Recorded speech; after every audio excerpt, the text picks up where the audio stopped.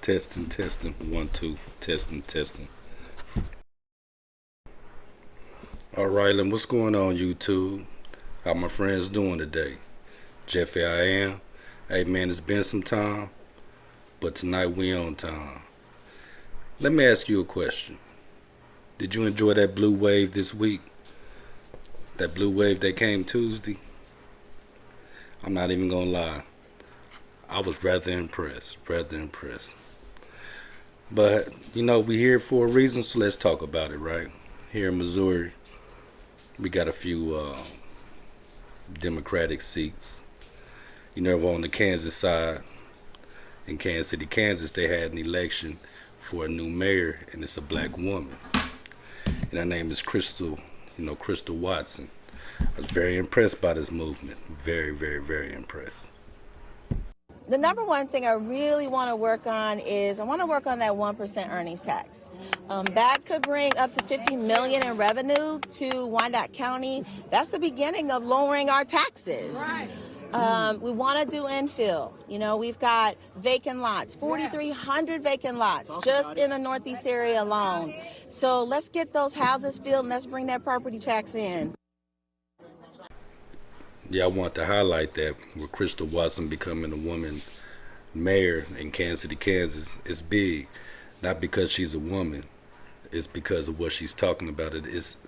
She's down to make some changes, and I think she's in the right seat to make some changes. It's looking good over there. That's where I was raised, so I think she's gonna do pretty good. All right, now we are here for a reason, so let's go ahead and talk about it. Right now. The blue wave. I actually think people are being tired. They've been tired. That's why I said it like that. They're watching things go on in the world and they want to make a change. A lot of people voted opposite of what they voted, last December, which was impressive. Out in California, they voted on Prop 50. That's wonderful.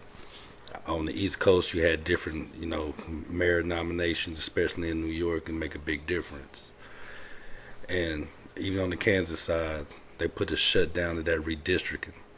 Now here in Missouri, that's something they're gonna have to take care of when they come back in the office. They haven't got anywhere on that.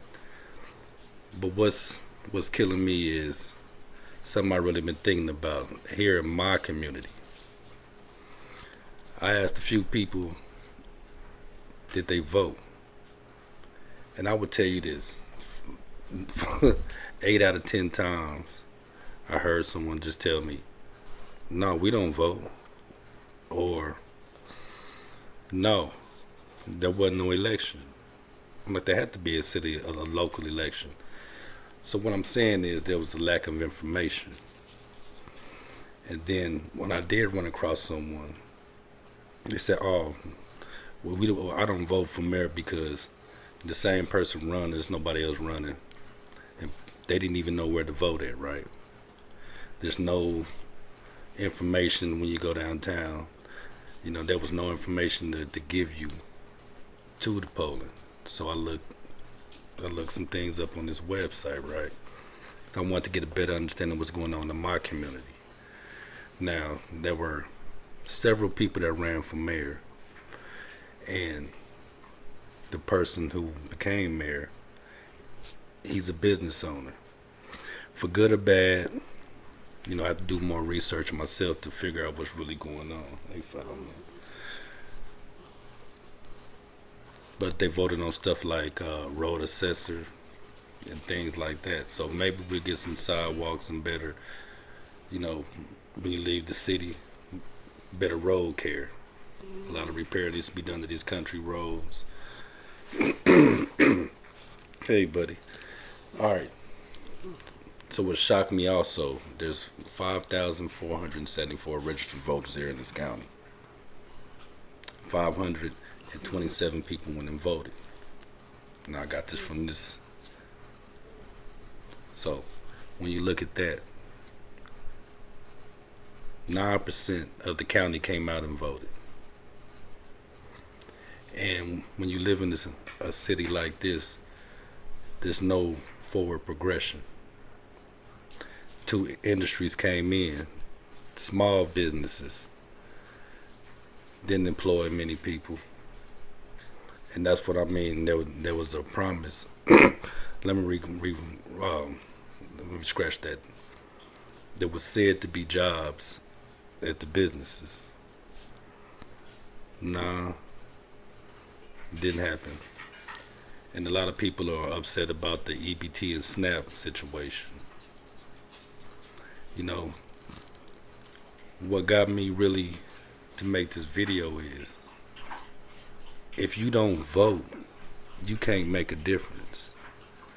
In the ignorance of not having the information to go forward and to make changes is being passed on generation to generation.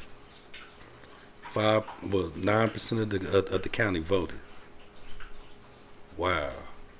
This is my first year registering as a voter in this county. So what I'm saying is, find the information. I'm so tired of people complaining and blaming this and blaming that and not really understanding what's going on in the world, but they don't get out and vote. And also on this website, it gives you the registered number of people registered to vote. In this city I'm in, less than 5% of the people registered to vote. How are you going to make a difference if you don't get out and use your right to vote? Then, you know, like I said, it's being passed on from generation to generation. And here these young people in the store, and it made me laugh, and it's getting to the point where it's so bad that the racism or the dislike for people of color is being passed on generation to generation. And being in the store the other day, I heard the comment of being white and poor is not the same as being black and poor. Well, I grew up in a poor neighborhood, right? Not so poor.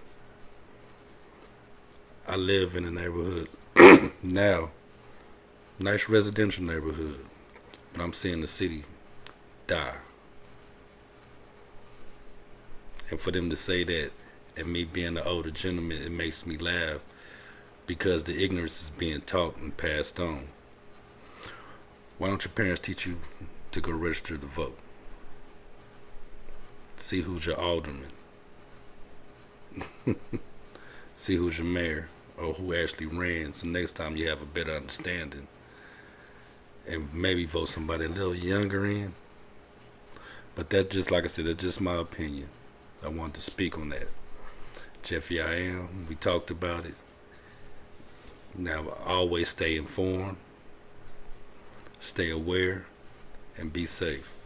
Jeffy I Am, in a minute.